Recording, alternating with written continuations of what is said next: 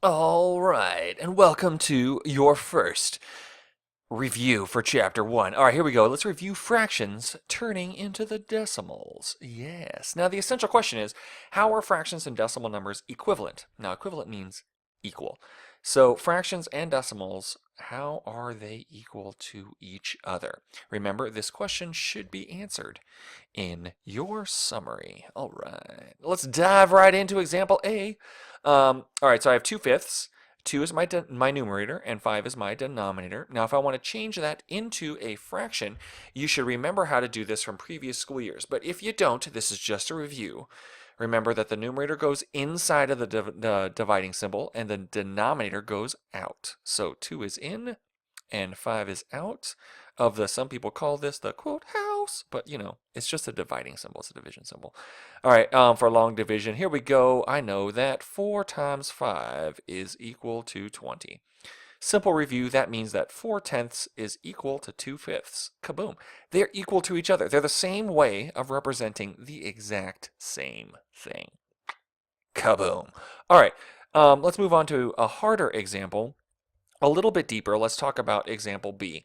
It's the same method. Numerator is inside of the dividing symbol and the denominator is out. So I have 8 I know I'm going to need more zeros, so I just put some there. Okay, cool. So 8 times 8 is 64. So I subtract, that brings me down 6. Got to bring down the 0. So 8 times what is near 60? Of course, that is 7. 8 times 7 is 56. That brings me down here.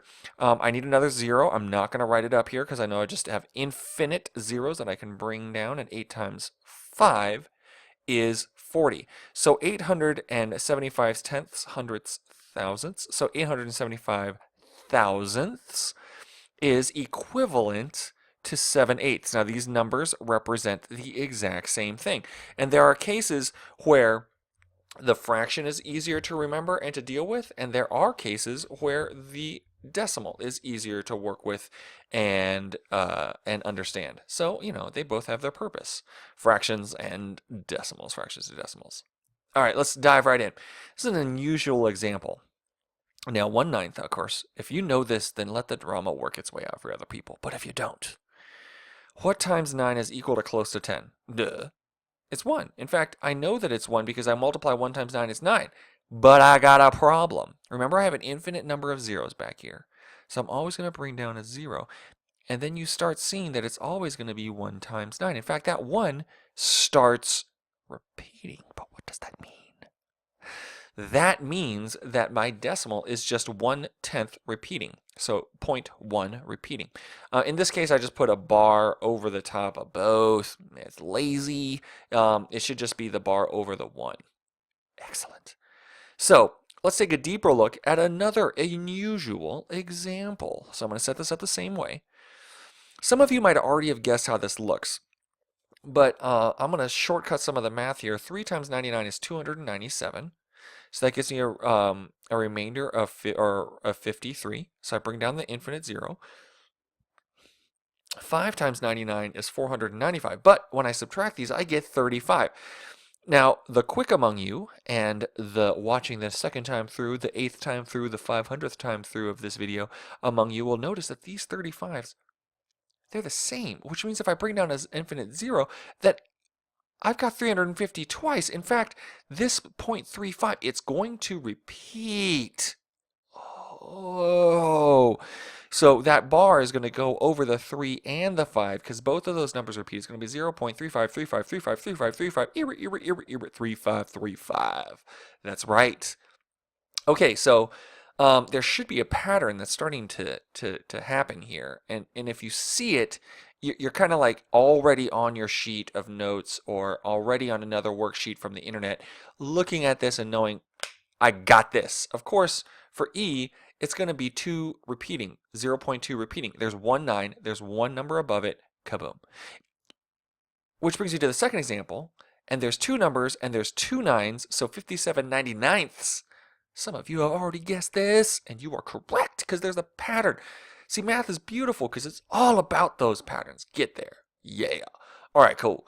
Let's talk about this. Now I'm going backwards. 45 hundredths, and I know that the 4 5 is repeating. That kind of looks like this example, which means I probably have 99 is my denominator because there's two numbers repeating, and 45 as my numerator, which means, yes, that's exactly what I have. And furthermore, I can actually, what? I see, exciting part. See, yes, some of you have already reduced this. You can divide both by 9. I just got so excited. The math. Oh, it's beautiful. All right, which brings me to my final example. Of course, the example is example H, or H.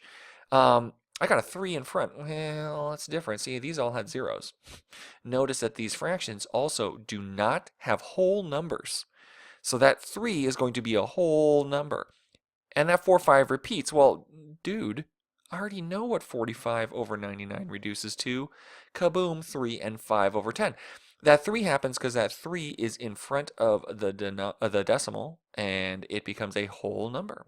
Almost a denominator, but you would have known that was incorrect. That's right. 3 and 5/11 is 3.45, repeating. Skadoosh. All right, so there must be a rule for repeating decimals. Let's think about the first question here. Is there a rule for fractions with only 9 as a denominator? And is there a rule for writing fractions that are equal to repeating decimal numbers?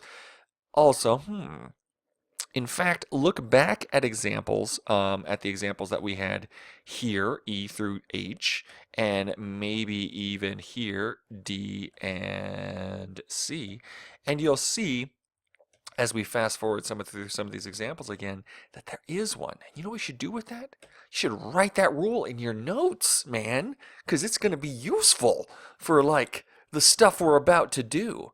So make sure to write your summary if you're in my classroom or if you are in Avid, and make sure your table of contents is updated regardless. Skadoosh. And that's all for a review of fractions to decimals.